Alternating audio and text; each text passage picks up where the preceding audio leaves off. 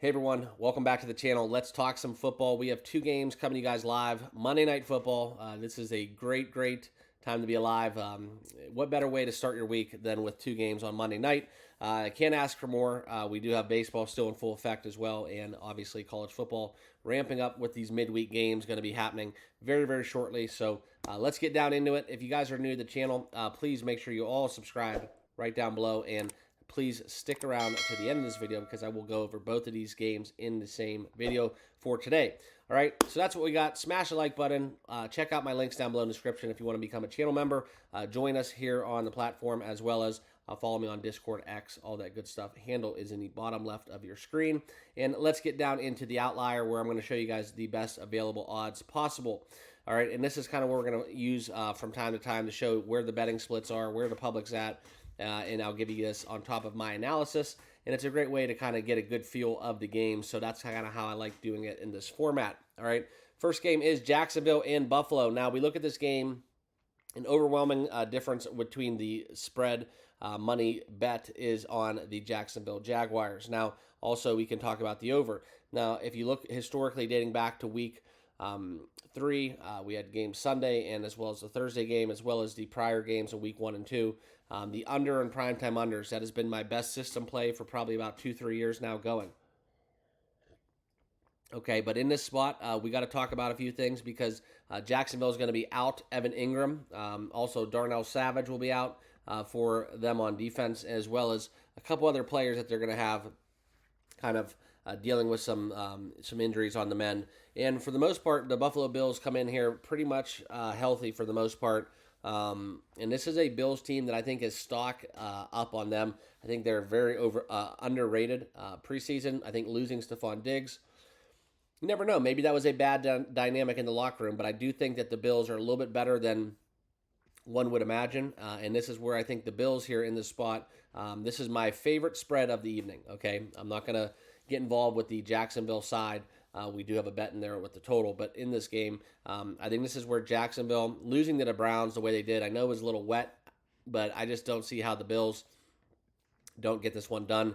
And the troublesome thing about the Bills, though, is as they are a favorite, okay, against the spread, the Bills as a favorite, they have went 4-9 as a favorite, winning only and covering 30% of those bets, okay? So that's the only thing that gives me pause. If you do want to kind of take this one interesting, you kind of follow my strategy, what I've been doing pretty much every single primetime game that's been cashing. Take Buffalo down to basically essentially a pick 'em, as well as getting the under 52.5 or 51.5, whatever number you want to get in a same game teaser. That's going to be very profitable throughout the course of the season. It lends in a narrative. The Jacksonville Jaguars can't score. The only thing that worries me in this is if we do get kind of a little bit of a extreme performance by the Buffalo Bills on offense. But they're going to run the ball. They're going to drain the clock. It's kind of the style of football they're going to be playing this season, okay? And then the other thing to lend towards the under is Jacksonville Jaguars, okay, going against top 10 scoring defenses. That under is cash 5 out of the last 6 games. That is an extreme cash rate. So definitely leaning towards the under in Buffalo, but my official play will be on Buffalo minus 5.5, okay? Now let's get into some props within this game. You have to look at kind of Jaguars. In both of their losses, they have really struggled, okay? This is something where not just Trevor Lawrence looking bad, missing his mark. Christian Kirk hasn't been getting any workload. This is something where you think the Bills are really going to dominate the line of scrimmage, the control, okay? And this is kind of what we look at within this, where I'm going to tell you guys, I think that Dalton Kincaid has the opportunity to break out. This is something where Josh Allen, look at his statistics, okay? How many passes is he actually doing, okay? Is he throwing a lot of passes? Is he completing a lot of passes? So if you're looking for, if you're banking on 5 targets for Dalton Kincaid, how many yards is he going to get out of those 5 targets? So that's kind of where I kind of want to stay away from Dalton Kincaid within his receiving yards. It's kind of unfortunate because I really do like him as a player, and from a fantasy standpoint, that was all fun. But now it looks like the offense has shifted, and they're going to look to get James Cook the ball, which would lend me to my next play, which will be the James Cook, not Dalvin Cook, his brother, but James Cook over 83.5 rushing and receiving yards. This is where we're going to have a number that's going to move. So if you do like this, make sure you bet it earlier than later. But I am going to be taking the James Cook market. I think this is something where he's going to get probably this number on the ground, in my opinion. I think this is something where getting James Cook into the fold. You can also look into James Cook anytime touchdown. That's a very strong play for me as well. If I did have play anytime touchdown, that would be on there firmly in the mix. So it is kind of chalky taking him in the touchdown market, and it's going to be a battle between him and Josh Allen, who gets those red zone carries. But I do think James Cook gets in the end zone, and look for him to go well over 80 rushing and receiving yards, probably closer to that 100 mark, okay? So that's where I'll be at in the first game. Let's get into that second game right now within Cincinnati and Washington. You can see right now we're sitting here at a 7.5 point number, 46.5 on the total. And for this game, you can see that the money is kind of split on Washington a little bit. Not enough to make me bet it, but the big concerning thing is the over here is taking a large amount of the handle. So for me, we're going to deviate, okay? We're probably going to play the under before it's all said and done within the Buffalo-Jacksonville game. But we are going to take the over here in Cincinnati. I would love to get a 46, okay? So we'll see what happens. It's going to really be alarming, though, if we do see more of the number go down to 46. I think it's going to stay kind of put, but if we can find a 46 out there, I'd love to take an over 46 in the Cincinnati game. I think that Burrow goes off. I think this is a bad spot for Washington. And conversely, to kind of back me up on trends, the over is hit in 6 of Washington's last 8 games as an underdog. Also, you can look at the spread here. I just don't trust the 7.5 right now. We look at Cincinnati in their last 9 or 10 games, they have been failing to cover, okay, against the spread to Washington Commanders in about 20 to 25% of those games. So I just don't lend towards taking Washington or Cincinnati. Yes, I could see Cincy blowing them out, winning by double digits.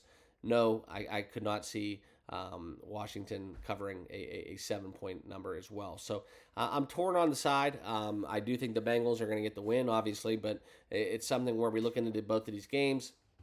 Will chalk roll, and will we get both unders?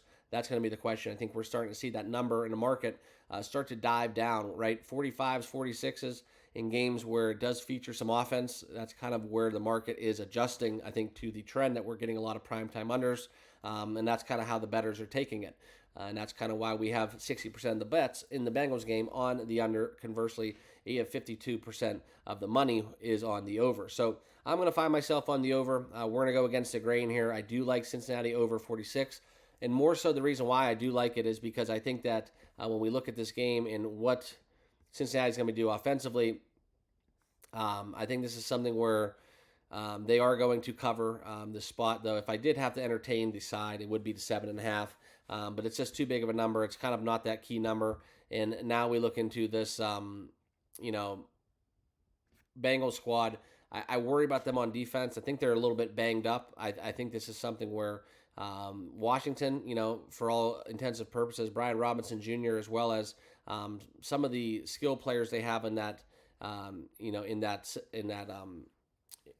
that wide receiver room, Terry McLaurin, just to name one. I mean, it's just something where they can definitely move the football.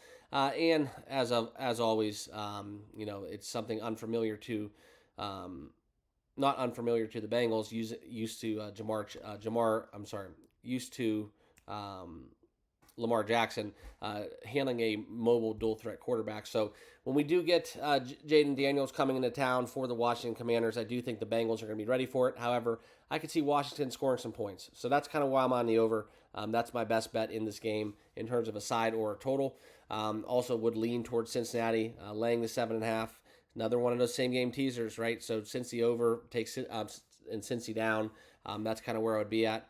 Also, you could look into kind of the narrative where the Bengals give up some points. So Washington team total, that's obviously an angle. But the biggest thing from a prop perspective that I'm going to chase in this game is Jamar Chase, okay? I think this is his breakout game. He's had a few weeks to kind of get through that training camp sludge, and I think he fires back in this spot. Burrow gets him the ball. I would not be surprised if Jamar Chase scores a touchdown. Also, I do think it's likely that we do get the targets up. He's going to catch a couple of big chunk gains. T. Higgins is back, I think, but that's going to be struggling within that workload and what he's going to get within returning to action. But nonetheless, I do like all Cincinnati receivers. However, in this spot, I'm taking Jamar Chase, most receiving yards. I think you can find that on DraftKings right now. Most receiving yards for any receiver in the Cincinnati and Washington game. So, or running back for that matter. So, most receiving yards in the game going to Jamar Chase. I think that's some extreme value at minus 120, and that's going to be kind of what we have going on. So, these are my best bets. I did update some of the numbers here for you guys. This is where we're going to be at within the sides and totals, as well as some of the props out there that I do like. Also, Brenton Strange, that's another one we didn't talk about with the loss of Evan Ingram within the Jacksonville Jaguars. It's kind of that chalky replacement play, but I do think that he's going to be able to get 24 yards in this contest. I think Ingram was kind of, making Doug Peterson a little bit kind of off his game. I think having a new fresh face there at tight end for Trevor Lawrence will be a good thing. And we also have the potential for a lot of garbage yards at the end of the game. So that will be kind of my bonus prop bet for you guys for the Jacksonville-Buffalo game. So Brenton Strange over 24.5 at minus 120. Jamar Chase, most receiving yards, and Dalvin Cook, loving him within pretty much the anytime touchdown market. That's chalky, but the rushing and receiving over for James Cook. So that's where we're going to be at to go alongside with my Bills minus 5.5 and the Cincy at over 46. Lean towards Cincy, lean towards Buffalo under in those spots, but that's kind of where I'm going to be at. So hope you guys all do well. Good luck with your picks. Thanks for watching. We'll see you guys all in the next video. Cheers.